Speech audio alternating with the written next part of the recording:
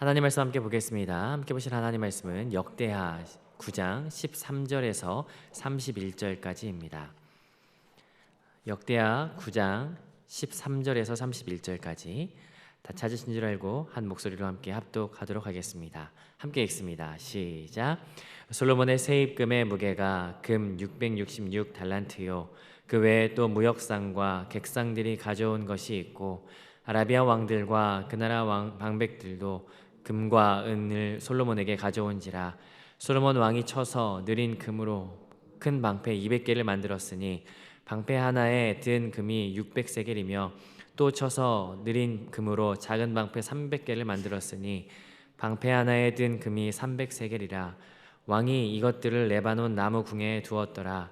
왕이 또 상하로 큰 보좌를 만들고 순금으로 입혔으니 그 보좌에는 6층계와 금 발판이 있어 보좌와 이어졌고 앉는 자리 양쪽에는 팔걸이가 있고 팔걸이 곁에는 사자가 하나씩 섰으며 또 12사자가 있어 그 6층계 양쪽에 섰으니 어떤 나라에도 이같이 만든 것이 없었더라. 솔로몬 왕이 마시는 그릇은 다 금이요 레바논 나무 궁의 그릇들도 다 순금이라. 솔로몬 시대에 은을 귀하게 여기지 아니함은 왕의 배들이 후람의 종들과 함께 다시스로 다니며 그 배들이 3년에 1차씩 다시스의 금과 은과 상아와 원숭이와 공작을 실어 옮이더라. 솔로몬 왕의 재산과 지혜가 천하의 모든 왕보다 큰지라. 천하의 열왕이 하나님께서 솔로몬의 마음에 주신 지혜를 들으며 그의 얼굴을 보기를 원하여 각기 예물을 가지고 왔으니 곧 금그릇과 의복과 갑옷과 향품과 말과 노새라. 해마다 정한 수가 있었더라.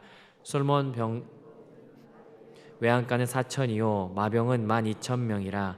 병거성에도 두고 예루살렘 왕에게도 두었으며 솔로몬이 유브라데 강에서부터 블레셋 땅과 애굽 지경까지 모든 왕을 다스렸으며 왕이 예루살렘에서 은 돌같이 흔하게 하고 백향목을 평지에 뽕나무같이 많게 하였더라.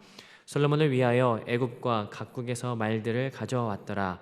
이 외에 솔로몬의 시종 행적은 선지자 나단의 글과 실로 사람 아이야의 예언과 선지자 이또의 묵시 곧 이또가 느밧의 아들 여로보암에 대하여 쓴 책에 기록되지 아니하였느냐. 솔로몬이 예루살렘에서 온 이스라엘을 다스린 지 40년이라. 솔로몬이 그의 조상들과 함께 자매 그의 아버지 다윗의 성에 장사되고 그의 아들 르호보암이 대신하여 왕이 되니라. 아멘. 우리는 역대하 말씀을 같이 함께 살펴보는 중입니다. 특별히 역대하 가운데 앞부분에 해당하는 1장부터 9장 솔로몬의 이야기를 함께 묵상하는 중인데, 우리가 역대기라고 하는 것을 같이 함께 살펴보면서 특별히 솔로몬의 이야기 가운데는 원본의 삶이 있었다. 그런데 그 삶을 다 기록한 것이 아니라 하나님께서 원하시는 삶이 무엇인지를 기록한 것이 역대기이다. 솔로몬의 그 삶을 선택하여서 정리하여서 기록하였다라고 하는 것을 같이 함께 나눈 바 있습니다. 하나님께서는 우리 가운데 원하시는 삶이 있으시죠. 그것은 다름 아닌 어제의 말씀을 통해서 향기 나는 삶이다라고 하는 것으로 결론을 맺었었는데요. 오늘은 같이 함께 말씀을 나눌 때 하나님께서 그렇다면 우리 가운데 향기 나게 하셔서 어떻게 되기를 원하시는지에 대한 관점으로 오늘 솔로몬 마지막 이야기를 같이 함께 살펴보면 좋을 것 같습니다. 오늘 본문을 이렇게 살펴보면 짤막하게 7개의 이야기로 전개가 되는 것을 보게 됩니다.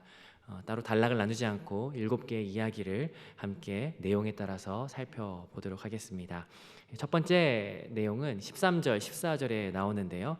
먼저 오늘 본문을 읽으면서 아마 여러분들께서 묵상하시며 느끼셨겠지만 가장 많이 나오는 단어가 하나 있습니다. 그것은 무엇입니까? 금이라고 하는 단어가 가장 많이 나옵니다. 전체적으로 금에 대한 이야기 계속 나올 텐데 오늘 본문의 시작부터 나오기 시작합니다. 우리 13절 함께 읽어보겠습니다. 시작. 솔로몬의 세입금의 무게가 금 666 달란트요. 이 세입금이라고 하는 단어 속에는 매년이라고 하는 단어가 생략되어 있습니다. 매년 세입금이 666 달란트, 금 666 달란트였답니다. 무게로 환산하자면 한 22톤 정도 되는 양입니다. 이게 어느 정도일지 얼마나 많이 드린 것인지 가늠이 잘 되지 않는데요. 이후에 에스더 시대 때 페르시아 제국의 1년 세입의 그 수치를 살펴보면 이스라엘보다 훨씬 더 큰 영토를 가지고 있었던 페르시아임에도 그때 세입이 금 37톤 가량이었답니다. 그렇다면 그보다 훨씬 더 작았던 단일 국가인 이스라엘이 22톤의 금을 세입으로 거둬들였다라고 하는 것은 이스라엘이 굉장히 부강했다라고 하는 것을 나타내는 척도입니다. 그런데 이것은 무역이나 아니면 다른 수입이 적용되지 않은 수입이라는 것이 더 놀라운 일입니다. 14절에 보니까요, 그 외에 또 무역상과 객상들이 가져온 것이 있고 아라비아 왕들과 그 나라 방백들도 금과 은을 솔로몬에게 가져온지라. 그 이외에도 수많은 금들이 수입으로 들어왔다, 무역상들에게 들어왔다, 무역과 다른 상업을 통해서 들어왔다라는 것을 이야기하죠. 많은 금들이 세입으로 거둬들여졌다라는 것을 이야기합니다. 그리고 나서 두 번째 이야기는 15절 16절입니다. 그때 솔로몬이 금을 가지고 어떤 일을 하냐면요, 15절 16절 보니까 무엇을 만듭니까? 금방패를 만들었답니다. 물론 이 방패가 전쟁을 위해서 만들어졌다라고 하는 것으로는 보여지지 않습니다. 금의 특성상 무기로는 부적합하기 때문에 전시용이나 또는 보관용으로 만들어진 것으로 보여집니다. 15절에 보니까 금 600세겔에 소요되는 큰 방패를 200개 만들었고, 16절에는 그의 절반 크기인 300세겔에 소요되는 작은 방패 300개를 만들었다. 그리고 이것을 레바논 수풀공에 보관했다라고 하는 것을 보게 됩니다. 이것은 아마도 세금을 보관하는 방법이나 활용하는 방법을 기록하는 것으로 보게 되죠. 그리고 나서 세 번째 이야기는 17절부터 19절까지입니다. 금으로 만든 또 다른 것을 보게 되는데, 17절은 우리 같이 함께 읽어보도록 하겠습니다. 17절 함께 읽습니다. 시작. 왕이 또 상하로 왕이 앉는 보좌에 대해서 말하고 있습니다. 일반적으로 왕의 보좌는 권력을 상징하죠. 그러다 보니까 많은 재료와 다양한 모양으로 많은 의미를 담았습니다. 뼈대는 분명 나무로 만들었을 것이 분명합니다. 그런데 그것을 치장하는 것에는 아마도 아프리카에서 들여온 진귀한 품목인 상아로 치장을 하고 그 위에 가장 귀한 금속인 순금으로 입혔던 것이죠. 그리고 나서 거기다 18절 매우 독특한 장면인데요, 발판도 금으로 만들었더라. 사실 왕좌의 발판이 무엇이냐라고 하는 것은 상징적인 의미들이 많이 들어갑니다. 왕의 발판은 힘과 정복을 상징하는 의미를 담고 있습니다. 그래서 간혹 성경의 기사 가운데 적국의 왕을 왕의 발판으로 삼는다라고 하는 것에 대한 의미들이 들어갈 때가 있죠. 적국을 발 아래 둔다라고 하는 것은 짓밟았다, 정복했다라고 하는 것을 의미합니다. 동일한 의미에서 금으로 발판을 삼았다라고 하는 것에는요, 아마도 부귀와 영화를 그의 발 아래에 두었다, 어떤 초월한 것을 의미하는 것으로 보게 됩니다. 그리고 네 번째 이야기는 20절부터 21절까지인데요, 20절 솔로몬이 마시는 그릇이 레바논 수풀궁에 있는 모든 그릇이 무엇으로 되어 있다? 금으로 되어 있다. 그런데 그 이유가 21절에 나옵니다. 21절 같이 한번 읽어보겠습니다. 시작. 왕의 배들이 후람의 종들과 함께 다시스로 다니며 그 배들이 3년에 1차씩 다시스의 금과 은과 상아와 원숭이와 공작을 실어 옮이더라. 21절 앞에는 사실은 히브리어 키라고 하는 단어가 붙어 있는데 왜냐하면이라고 하는 의미가 있습니다.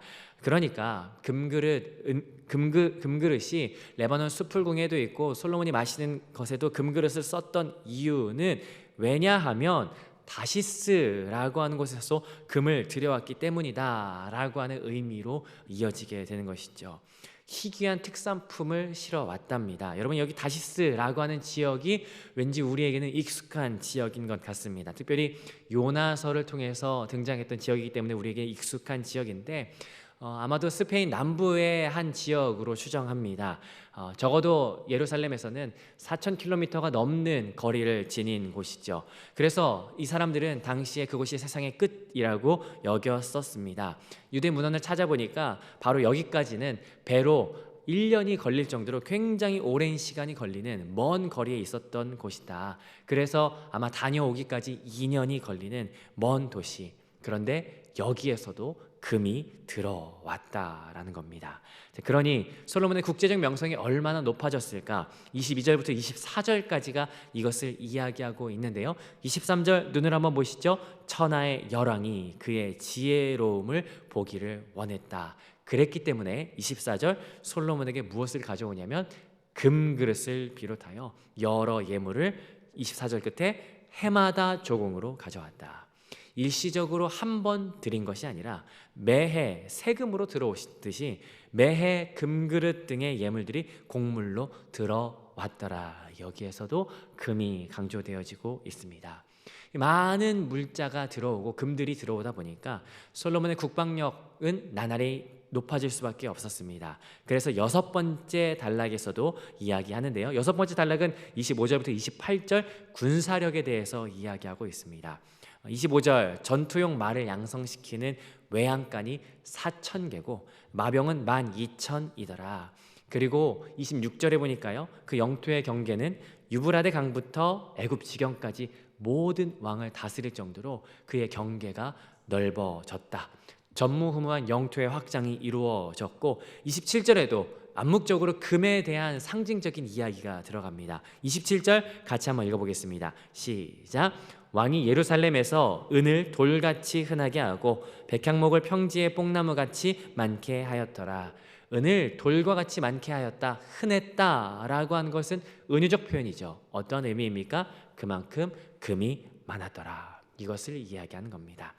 솔로몬 때 굉장한 부와 영화를 누리게 되었다라고 한 것을 계속해서 단락마다 금이라고 하는 귀한 물건을 집어넣으면서 솔로몬이 부귀가 얼마나 대단한지를 보여주고 있습니다. 그러면서 오늘 7번째 마지막 단락은요, 이제 역대하 1장부터 9장까지의 솔로몬 이야기를 닫는 내용인데 30절, 31절 함께 읽어보도록 하겠습니다. 함께 읽습니다. 시작. 솔로몬이 예루살렘에서 온 이스라엘을 다스린 지 40년이라. 솔로몬이 그의 조상들과 함께 자매 그의 아버지 다윗의 성에 장사되고 그의 아들 르호보암이 대신하여 왕이 되니라. 이렇게 솔로몬 이야기가 마무리되는 것을 보게 되죠. 오늘 본문의 내용을 정리를 해보면요, 7개의 짤막한 이야기들로서 솔로몬의 마지막이 어땠는지 마무리 기사가 주어지고 있는데, 이 내용 가운데 우리가 보았던 특징 금 이야기가 계속해서 들어가는 것을 보게 됩니다. 매년 세입이 금 666달란트였고요. 그리고 그 금으로 큰 방패와 작은 방패를 만들어서 보관했고, 왕의 보좌도 금으로 치장했으며 특별히 그 발판이 금으로 되어 있었다라고 이야기합니다. 기물들, 그릇들도 다 금이었고요. 그 이유는 먼 곳 다시스에서조차 금을 들여왔기 때문이라고 이야기하며, 이 명성이 높아져서 각국의 사신들이 금을 가져왔고, 마지막 6번째 단락에서는 은이 돌처럼 흔했는데 그 이유는 금이 많았기 때문이다 라고 하는 것을 암묵적으로 이야기하고 있었습니다. 이것이 오늘 본문의 내용이었습니다. 자, 그렇다면 지금까지 우리가 본문을 관찰했습니다. 관찰했다면 그 다음에 뭘 해야 할까요? 이제 해석을 해야겠죠. 본문을 이렇게 살피면서 오늘 본문을 해석하는 잣대는 2가지 잣대 정도로 볼 수 있지 않을까 싶습니다. 이렇게 계속해서 금.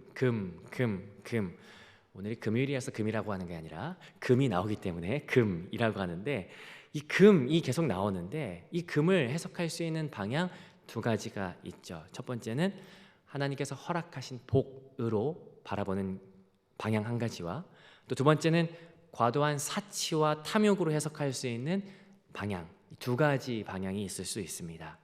물론 여러분의 개인적인 묵상 가운데 어떻게 해석되실지 다양한 선택의 가능성이 있다고는 생각이 됩니다. 그러나 저는 이 문맥의 상황, 역대하 1장부터 9장까지 전체가 솔로몬의 인생을 바라보는 역대기 기자의 관점으로 이 내용을 살펴보고 싶습니다.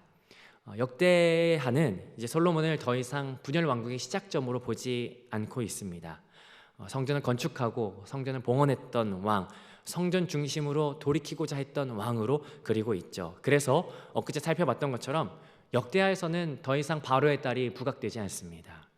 역대하에서는 사치나 향락, 아니면 자랑하는 교만에 집중되지 않습니다. 그러므로 역대하의 흐름을 따라서 내용을 해석한다면 이 내용은 하나님으로부터 얻은 복이구나 라는 것으로 보는 것이 옳겠다라고 하는 결론에 이르게 됩니다. 그런데요, 이것이 하나님의 복이다 라고 여기는 1차적인 대답에서 사실은 더 중요한 것이 있습니다. 그것은 질문하는 것이죠. 그렇다면 하나님께서는 왜 이만큼 어마어마한 복을 허락하셨을까? 오히려 이것이 이 본문을 관통하고 해석하는 아주 중요한 질문이 되지 않겠는가 싶습니다. 물론 하나님께서는 일찍이 다윗에게 역대상 17장 8절에서 내가 어디로 가든지 내가 너와 함께 있어 내 대적을 내 앞에서 멸하였은즉 세상에서 존귀한 자들의 이름 같은 이름을 내게 만들어 주리라 라고 약속하셨습니다. 다윗에게 복을 더하겠다라고 말씀하셨죠. 그리고 솔로몬에게도 만일 내가 내 아버지처럼 율법에 신실하다면 아버지 다윗에게 언약했던 그 내용을 너와도 맺겠고 내 가문 가운데 영원히 있게 하겠다라고 하면서 하나님께서 솔로몬에게 약속하셨습니다. 그래서 이 복은 근본적으로 솔로몬의 노력과 솔로몬의 지혜의 결과물이 아니라 언약에 신실하셨던 하나님께서 허락하신 복으로 볼 수 있다라는 것이죠. 그런데 이 대답으로도 사실은 충분치 않습니다. 하나님께서는 그렇다면 왜 언약을 맺으셔서 이 언약 가운데 솔로몬에게 큰 복을 허락하셨을까? 성경을 보다 큰 시각으로 바라볼 때 하나님께서는 이스라엘을 복되게 하시고 이스라엘을 통해서 수많은 금이 모이게 하시고 사람들이 모이게 하신 이유가 있다는 것을 발견하게 됩니다. 그 이유는 일찍이 하나님께서 창세기 12장 1절에서 아브라함을 부르시면서 언약하셨던 내용부터 살펴볼 수 있습니다. 하나님께서는 아브라함을 부르셔서 이렇게 말씀하십니다. 너는 복이 될지라. 그런데 복이 될지라 라고만 말씀하지 않으십니다. 거기에서 끝나지 않고 한마디 더 덧붙이시죠. 너로 말미암아 모든 족속이 복을 얻을 것이라. 하나님께서는 단지 아브라함이 복을 얻는 데 그치지 않고 그 복이 흘러가기를 원하셨습니다. 그래서 하나님께서는 자기 백성을 부르셔서 가나안 땅으로 인도하시는 그 시점에서 약속의 땅으로 가게 하시는 그 시점에서 시내산에서 그들과 언약하실 때에도 그들에게 단순히 복을 주는 것에만 관심이 있다라고 말씀하지 않으십니다. 출애굽기 19장 5절 세계가 다 내게 속하여 있나니. 하나님의 관심은 세계였습니다. 그렇기 때문에 이스라엘 나라를 제사장이라고 하는 특별히 구별된 자로서 그들을 취하시는 복을 허락하시지만 그들만이 제사장의 복을 누리는 것이 아니라 그들은 제사장 나라가 되어 열방을 섬기고 하나님 앞에 그들을 세계 열방을 하나님 앞에서 예배하게 만드는 자들로 섬기는 중심에 있게 하셨다라고 말씀하셨죠. 그렇기 때문에 에스겔에서 이 백성을 향하여 에스겔 38장 12절 이들은 세상 가운데 하나님께서 세우신 땅의 중심이며 배꼽에 거하는 백성이다 라고 이야기하고 있고 이사야 2장 2절에서는 모든 산 위에 뛰어난 이 성전을 향하여 만방이 모여들 것이다 라고 예언하고 있으며 스가랴 8장에서도 하나님께서 허락하신 그의 환상 가운데 모든 만방의 백성이 예루살렘에 찾아와 어떻게 하나님께 예배해야 할 것이냐라고 하면서 그들에게 묻는다라고 이야기하고 있죠. 그러므로 오늘 본문 수많은 금들이 다 모이고 수많은 백성들이 이 가운데 다 모이는 이유는 분명합니다. 그것은 이스라엘이 통로가 되기 때문입니다. 이스라엘을 통하여 하나님이 어떤 분이시고 하나님의 사람이 어떻게 되어야 할 것인지 알게 하기 위하여 하나님께서는 그들에게 복을 허락하셨다라고 하는 성경 전체의 결론을 이 가운데서 찾을 수 있게 됩니다. 그렇다면 오늘 본문을 묵상하고 정리하면서 오늘 본문에 드러나는 하나님은 어떤 분이십니까? 하나님은 우리에게 복 주기를 원하시는 분이십니다.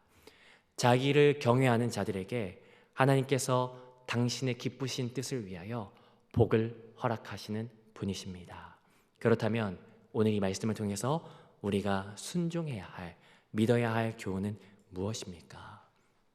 그것은 내 삶 가운데 주어진 모든 것들이 주님께로부터 왔다라고 하는 것을 인정하는 작은 고백, 또한 내게 주신 이 모든 복은 바로 주를 위하여, 주를 향하여 나아가야 함을 인정하는 고백입니다. 또한 하나님께서 내게 허락하신 내 힘과 내 능력과 내 재정은 나만을 위하여 사용되어질 모든 것이 아니라 이 모든 복의 주인이신 하나님의 것임을 인정함과 더불어 하나님을 향하여 나아가야 한다라고 하는 모든 책임과 의무가 우리 가운데 있음을 알게 되는 것이죠. 하나님께서 우리의 주인이 되십니다. 그리고 하나님께서는 우리의 모든 것을 허락하고 주관하시며 우리에게 복을 허락하십니다. 그 복을 허락하신 하나님의 마음에 합당한 인생을 살아가시는 오늘 하루 되시기를 주님의 이름으로 축복합니다.